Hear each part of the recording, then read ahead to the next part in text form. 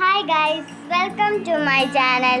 ഇന്ന് നമ്മൾ മെഹന്തി കോൺ ഉണ്ടാക്കാം. അതിന് വേണ്ട ഐറ്റംസ് കത്രിക, ടേപ്പ്, പിന്നെ ഒരു പ്ലാസ്റ്റിക് കവറുമാണ്. പിന്നെ ഒരു പിന്നും വേണം.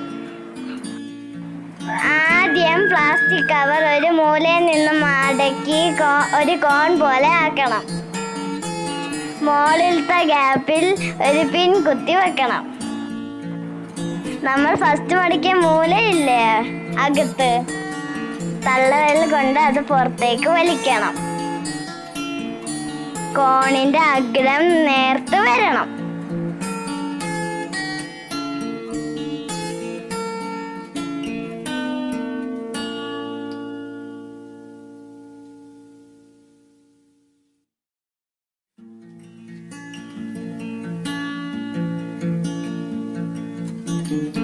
ഇവിടെ ഒരു ടേപ്പ് വെച്ച് ഒട്ടിക്കാം.